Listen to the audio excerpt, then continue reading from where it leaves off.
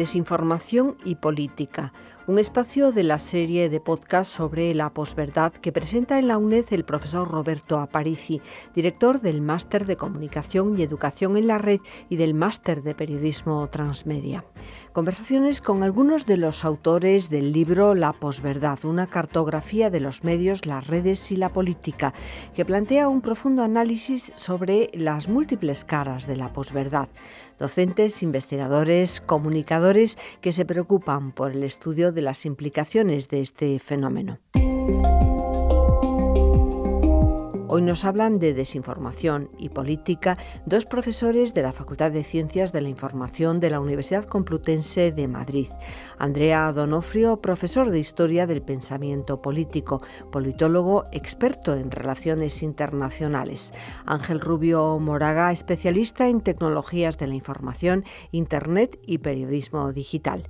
El periodismo de datos y el futuro del periodismo en tiempos de posverdad son los temas que centran sus aportaciones en este nuevo libro, La posverdad, una cartografía de los medios, las redes y la política. David García Marín, periodista, docente e investigador, colaborador en los programas de posgrado que dirige en la UNED el profesor Roberto Aparici. Ambos son coordinadores de este y de otros libros que analizan los nuevos medios, la narrativa digital interactiva y la cultura digital. Roberto Aparici. Hola, bienvenidos Andrea Donofrio, Ángel Rubio, profesores de la Universidad Complutense, de la Facultad de Ciencias de la Información. Hola, muchas gracias, Roberto. Buenos días, muchas gracias. ¿Qué tal, David? Hola, ¿qué tal? Muy buenas. Es un placer volver a estar aquí en la radio. Hoy nos reúne un tema de suma actualidad y de suma vigencia, el tema de la desinformación política. Andrea Donofrio, desinformación, mentira, fake news, hechos alternativos, ¿qué relación tienen con la política? Pues la verdad que es una relación que se ha ido estrechando con el tiempo. Es decir, que hoy en día, cuando hablamos de fake news o desinformación, todos pensamos inmediatamente al ámbito político. El diccionario Collins, por ejemplo, dijo que en el año 2017 fake news fue la palabra más utilizada. Y en el año 2016 todos recordaremos la palabra posverdad, post-truth, que se utilizó también. La relación que se ha dado hoy en día, podríamos decir casi una relación directa, en el que se ha convertido en una herramienta típica el uso de informaciones falsas, a medias, para tapar, ocultar o distraer la atención pública. Hoy en día todos asociamos a la vida política el utilizo de estas mentiras. Y eso lo hemos visto en diferentes acontecimientos electorales, desde las elecciones de Trump al Brexit, a otros asuntos políticos que han demostrado cómo este uso o este mal uso de la información sea rentable desde el punto de vista político. Ángel Rubio. Además que este tipo de información, esta manipulación informativa que no es nada nueva, es decir, es algo que tanto en el ámbito de la política como en otros muchos ámbitos viene ya desde antiguo, ha demostrado una tremenda eficacia. Es decir, ya en los tiempos de los conflictos mundiales, Primera y Segunda Guerra Mundial, la propaganda negra o la guerra propagandística consistía precisamente en eso, en desinformación. El problema es que ahora lo estamos viviendo multiplicado hasta exponencialmente, gracias sobre todo pues, a la repercusión que tienen las nuevas herramientas, las plataformas de redes sociales, etcétera. David García Marín. Sí, hay una cuestión que tenemos que tener en cuenta, que es que efectivamente, como decía Ángel, esta es una problemática que se ha desarrollado desde hace mucho tiempo. Entonces, siempre ha habido este tipo de procesos de manipulación, siempre el poder a través de la narrativa, a través de los medios, ha intentado manipular y controlar a la población. Pero ¿por qué hoy este es un problema que está tan a flor de piel y por qué toda esta cuestión se ha elevado a la categoría de problema en los tiempos que corren, en la era de las redes, en la era del mundo digital? Pues precisamente por lo que dices, David, porque estamos en la era del mundo digital y de las redes. Yo creo que nunca el mundo había tenido un acceso tan claro, tan directo a los medios de comunicación. Creo que se ha perdido ese papel monopolístico que el informador, que el periodista tenía en cuanto a buscar la información, elaborarla y distribuirla. Ahora cualquiera puede estar informado de lo que está ocurriendo casi en tiempo real y elaborar su propia opinión. Es decir, esta ventaja que nos proporcionan las nuevas herramientas de la comunicación es lo que ha hecho probablemente pues, que este problema que viene dándose desde antiguo, a día de hoy se haya magnificado, no, realmente es un problema importante, pero haya llegado a tener la consideración de fenómeno preocupante que tiene ahora. Profesor Andrea D'Onofrio, ¿y cuál es su punto de vista en este aspecto? Yo creo que efectivamente uno de los problemas que estamos viendo es la velocidad y la capacidad de extenderse de estas informaciones. Es decir, como bien decía Ángel, los engaños disfrazados de noticias siempre ha habido, pero ahora, por varias razones, por la globalización, por las redes sociales, por la nueva tecnología, eso se ha popularizado. Y de hecho, por ejemplo, un factor que yo siempre comentamos nosotros es también el masificado uso del móvil. Ahora una de las herramientas a la que nosotros accedemos la información es los smartphones, los teléfonos inteligentes, y en muchos casos el consumo de noticias es algo casi de picoteo rápido, leemos el titular y con esto nos quedamos. Una pregunta clave para ambos. ¿Por qué los medios de comunicación no son capaces de combatir eficazmente la proliferación de falsas noticias y aún generan ellos mismos falsas noticias? Profesor Ángel Rubio. Pues desde mi punto de vista, porque hay una crisis estructural importante en los medios que no tiene que ver con Internet. Es decir, digamos que los medios de comunicación sufren esa crisis desde tiempo atrás. Y en el momento actual, con la irrupción de Internet, lo que realmente se han encontrado es con una búsqueda desesperada de un modelo de negocio que no encuentran, también probablemente porque necesitan algo más de tiempo. Pero en esa búsqueda desesperada de un modelo de negocio eficaz, digamos que la veracidad, la calidad de la información ha dejado paso a la rapidez. Aquí lo importante para los medios es ser el primero en dar una exclusiva, una noticia, y sobre todo, teniendo en cuenta que el modelo parece seguir predominando o derivando de la publicidad y del número de clics que reciban, pues parece que hay que buscar esos clics masivos. Y en esa búsqueda masiva de clics, pues digamos que la verdad ha quedado un tanto arrinconada. Por eso los medios de comunicación tampoco, aunque tienen herramientas, en ese sentido una importante es la que nosotros planteamos en el libro respecto al periodismo de datos, aunque tienen herramientas, digamos que lo que les falta es ese tiempo que realmente requiere el buen periodismo, el periodismo de calidad. Y que además los medios digitales, una cosa que hemos nosotros analizado en varias partes también de nuestro artículo, es que son esclavos de los clics. Por lo tanto, se hace rentable publicar una noticia dudosa, que es rentable tanto políticamente como para los medios de comunicación. Volvemos precisamente a la dimensión política que tiene todo este fenómeno. Las fake news, la desinformación, las noticias falsas, profesor Andrea D'Onofrio, ¿son rentables políticamente? ¿Qué impacto pueden tener, por ejemplo, sobre un proceso electoral? Pues hoy en día casi nadie dudaría de la relativa efectividad de la desinformación en las elecciones. Se contagian como un virus las informaciones que normalmente lo que provocan sobre todo es un enorme ruido. Un ruido que a veces incapacita al elector a distinguir entre lo que es verdad y lo que es falso. Las noticias y el uso de la desinformación se ha hecho frecuente por varias razones, y esto lo vemos mucho en política y lo vemos casi a diarios en las elecciones. Primero, un aspecto que sí que me gustaría destacar desde el punto de vista político, que nosotros ya vivimos en una campaña permanente. Es decir, estamos siempre en un contexto en que los políticos intentan trasladarnos unas informaciones con cara a una de las elecciones que pueden ser más cerca o más lejos en el tiempo. Juegan con la dificultad que tiene gran parte de la opinión pública en distinguir lo que es cierto y lo que no. Por lo tanto, jugando con esta ambigüedad, muchas cosas que parecen verosímil se toman como verdaderas. Y luego hay un aspecto importante, que muchas de las informaciones que los políticos quieren que se transmitan a los electores no sirven para que los electores votantes cambien de opinión, sino simplemente para reforzar su opinión. Y esto se ha visto, por ejemplo, volviendo a la pregunta si son rentables electoralmente, podríamos decir que en el caso de Trump, en Estados Unidos, pocos daban por hecha su victoria. Había 250 medios tradicionales en contra, las principales cadenas, la prensa de calidad, Elite Paper, que decían, avisaban del peligro, y no obstante esto, él, a través de las redes sociales y unos periódicos digitales militantes, consiguió este resultado. el Brexit, otro caso análogo. Allí también entró en juego la tecnología con el Cambridge Analytics y con el uso, la selección de unos perfiles a los que enviar la información. Brasil, es decir, casos en que un uso de la información lejos de la verdad, más bien cercano a la mentira, al engaño, a la falsificación, haya resultado exitoso. Ángel. Hoy en día es muy importante en el ámbito político también conocer al público al que te diriges. Como bien dice el profesor Donofrio, cambiar la opinión del voto no la vas a cambiar por mucha mentira que difundas. Lo que sí vas a hacer es reforzar a tu electorado y sobre todo molestar al que vota en contra.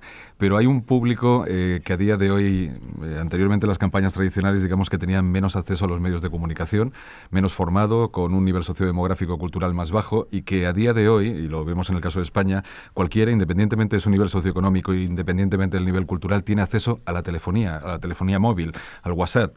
Es precisamente ese público el que realmente puede condicionar un resultado, y es al que se dirigen en gran parte este tipo de contenidos, digamos, manipulados o de desinformación, a los que sí que realmente pueden provocar un impacto. Por eso, en ese sentido, la rentabilidad de la desinformación en el ámbito político está más que justificada y demostrada. Y de hecho comentamos, por ejemplo, el peligro del WhatsApp, porque el WhatsApp es un círculo cerrado. Es decir, allí la información que te están enviando no tiene ningún tipo de filtro. Te llega y tú la asumes como parte de una verdad que no es. Ángel Rubio, ¿cómo y a través de qué canales se propaga este tipo de información? Pues fundamentalmente era lo que comentamos también al principio de la entrevista.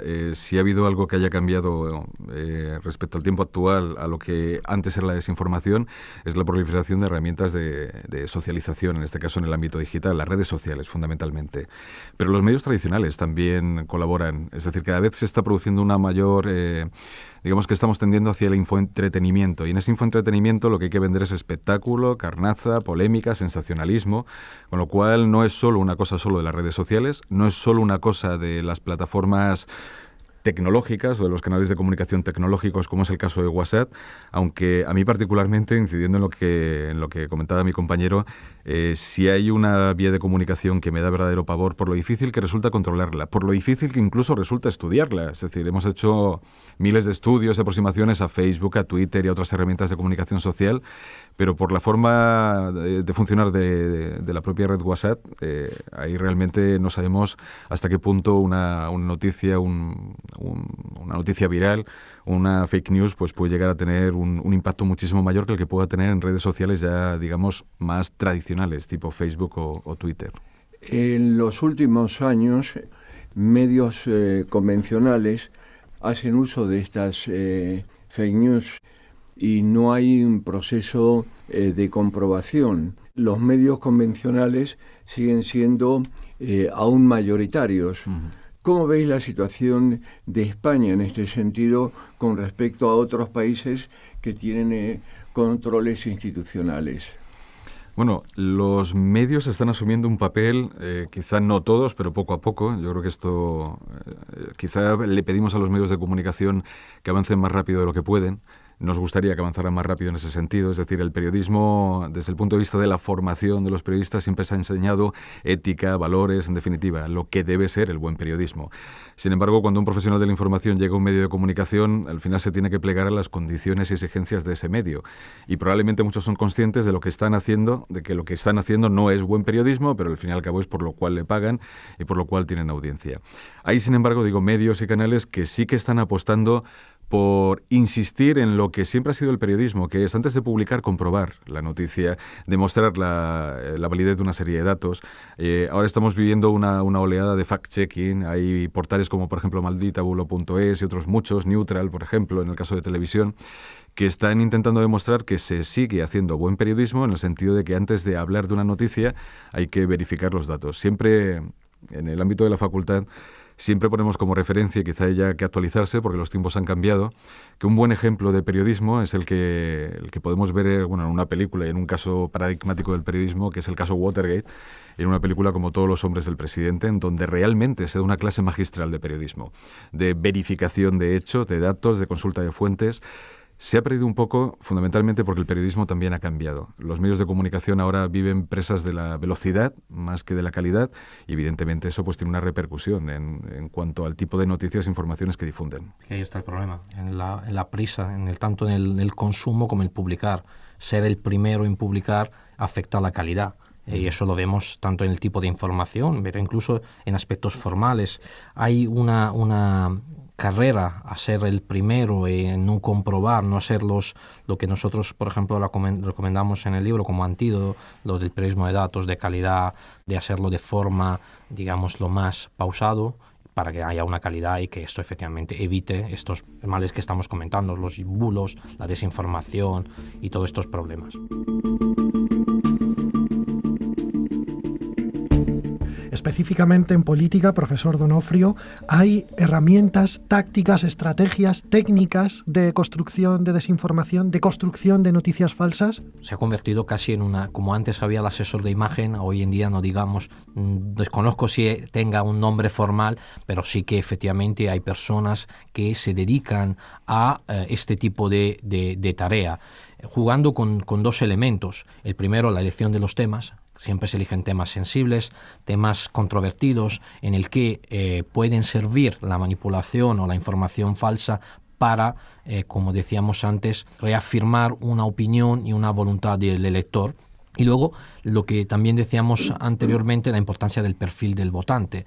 Hoy en día todos los asesores de campaña, cualquier persona que se dedica a unas elecciones, lo que hace es segmentar. El marketing online pasa por la segmentación de los electores y en función de sus intereses y sus gustos se le hace llegar una información.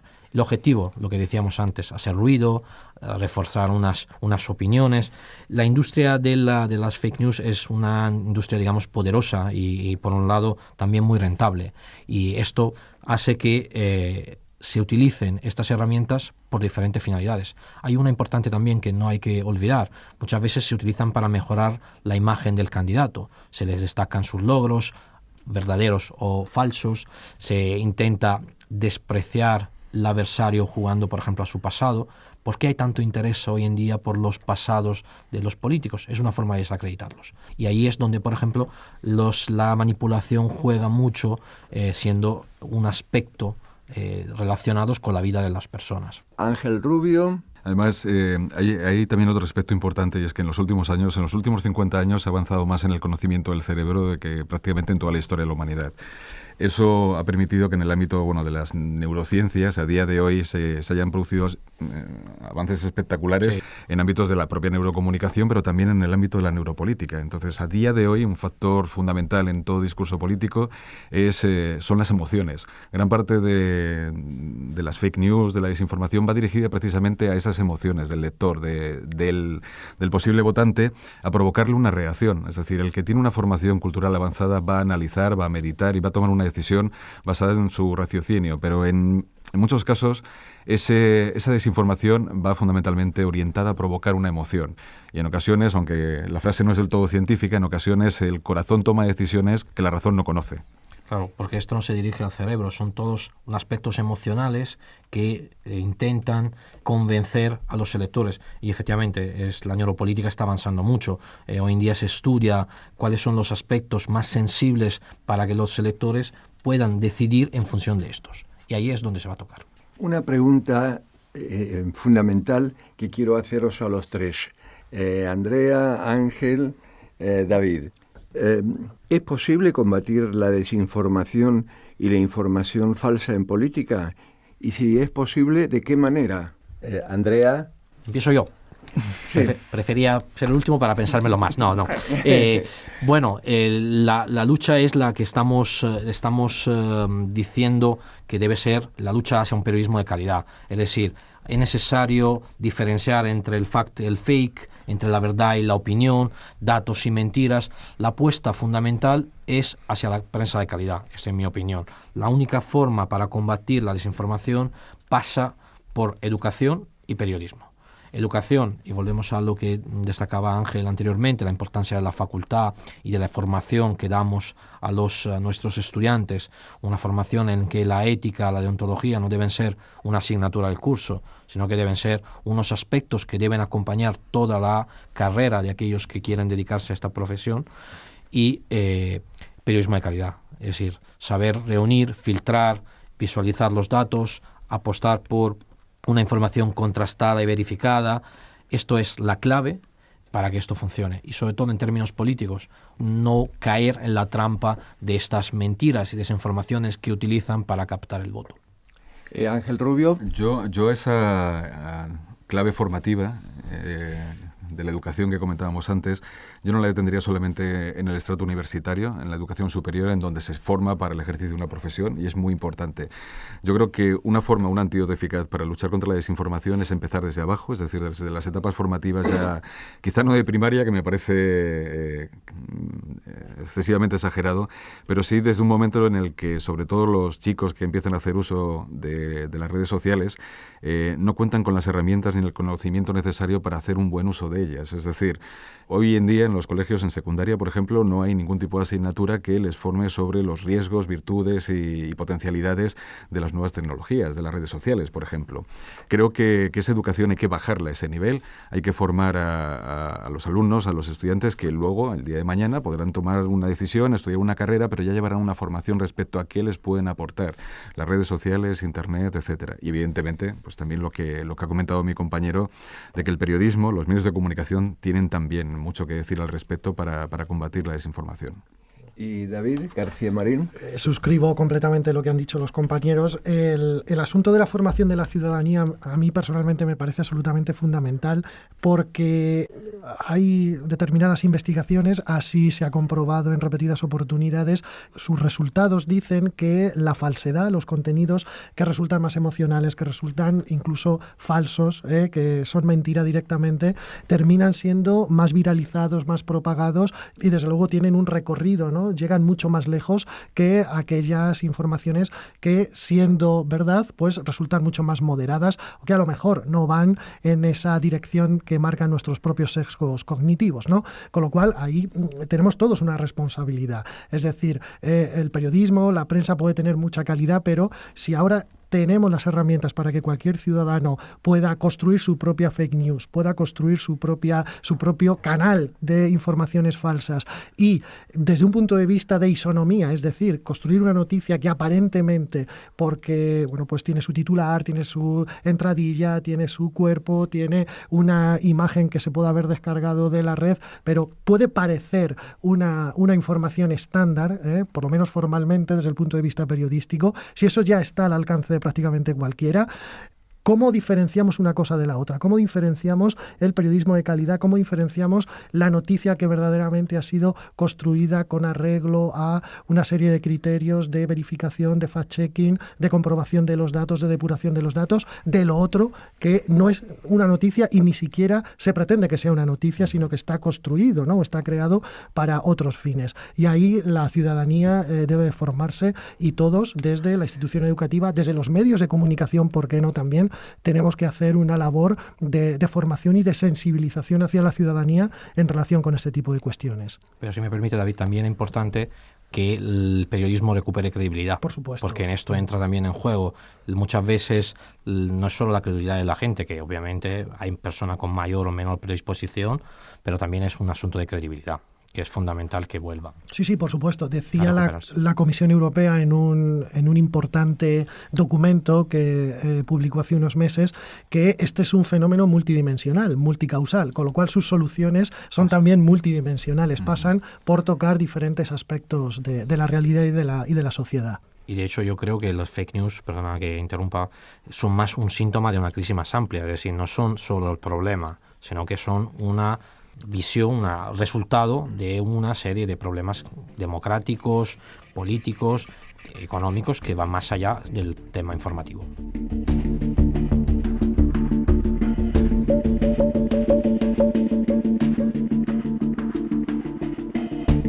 ¿Qué futuro se augura entre desinformación y política en medio de este contexto? Si no se toman medidas, si se toman medidas como las que proponéis, ¿cómo veis el panorama? Ángel. Pues partiendo del hecho de que la desinformación en torno a la política también ha existido desde siempre, y al margen de que desconozcamos el nombre de la figura profesional que se encarga de la difusión de bulos en torno a una campaña, saber que lo hay, pero yo creo que esta unión de desinformación y política es perpetua, es eterna. Es decir, el hecho de que se pueda combatir mejor o peor con las herramientas que tengamos y que vayan apareciendo en el futuro es algo que está por ver. Hay herramientas para combatir la desinformación, pero que hay un futuro indudablemente de largo recorrido entre la política y la desinformación, yo creo que no nos sorprendería en absoluto que así fuera. Es decir, como decía mi compañero, para poder desprestigiar al adversario no siempre vale la verdad. De hecho, desde los tiempos del sensacionalismo, ya a finales del siglo XIX, cuando más ejemplares se vendían era precisamente cuando menos verdad había en la información. Entonces se ha demostrado que es algo que vende, que convence, que funciona y que prácticamente incluso los medios de comunicación se han tirado casi 100 años haciendo exactamente lo mismo, porque funcionaba. Bueno, pues en la política ha funcionado siempre. Y si la desinformación, los bulos, las fake news funcionan para desacreditar un candidato o para subir un poco en cuanto al número de electores, pues seguirá haciéndose. Andrea. Yo creo que es un extraordinario desafío. Coincido con la opinión de mi compañero y añadiría, hoy en día tenemos que tener en cuenta que, sobre todo en términos políticos, las redes sociales se han convertido en las nuevas agorás, las nuevas plazas donde se comentan temas políticos.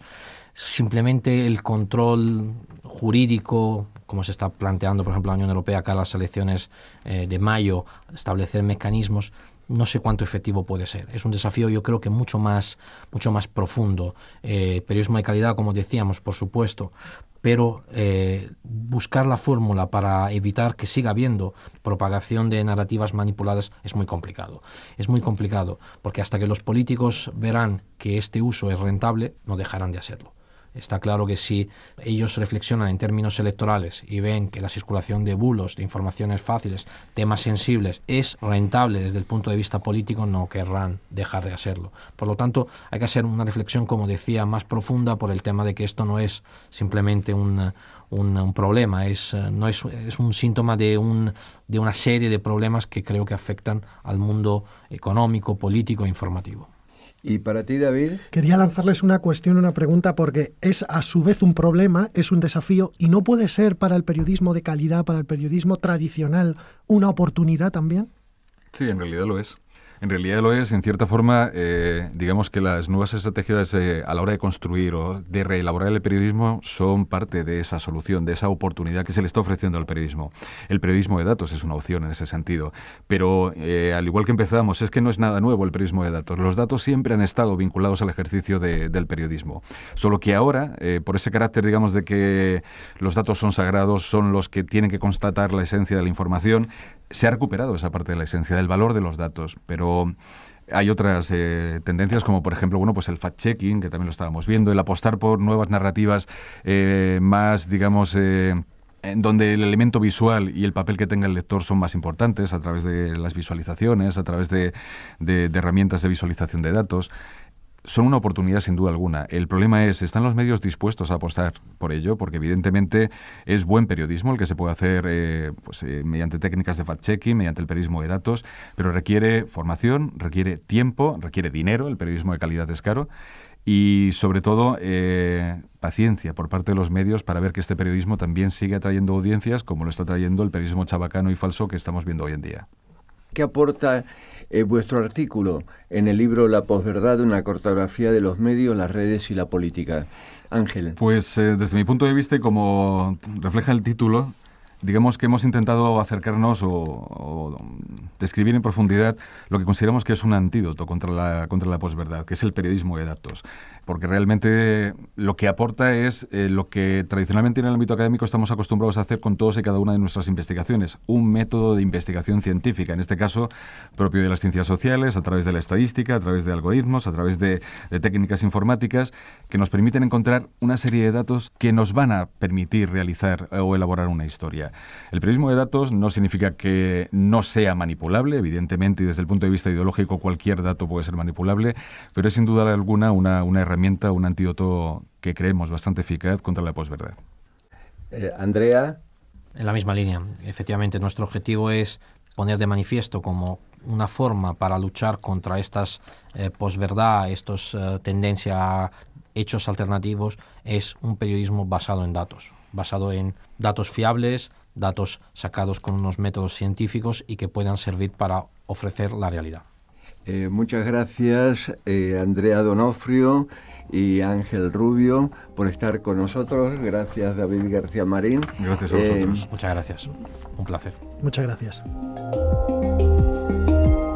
Ángel Rubio y Andrea Donofrio son profesores del Departamento de Periodismo y Comunicación Global de la Facultad de Ciencias de la Información de la Universidad Complutense de Madrid. David García Marín, investigador, docente en programas de posgrado y de desarrollo profesional y personal en la UNED, que dirige el profesor Roberto Aparici. Entre ellos el curso Posverdad y Fake News, cómo detectarlas y combatirlas. Roberto Aparici es profesor de la Facultad de Educación de la UNED, director del Máster Universitario en Comunicación y Educación en la Red y del Máster de Periodismo Transmedia, un proyecto de la UNED en colaboración con la agencia EFE. En Canal UNED, canal.uned.es, podemos consultar este y otros podcasts sobre la posverdad, dentro de la serie sobre educomunicación que coordina el profesor Roberto Aparici. Sin distancias, la UNED en Radio 3 y cuando quieras en Canal UNED, canal.uned.es, con enlaces de interés sobre los temas propuestos, canal.uned.es.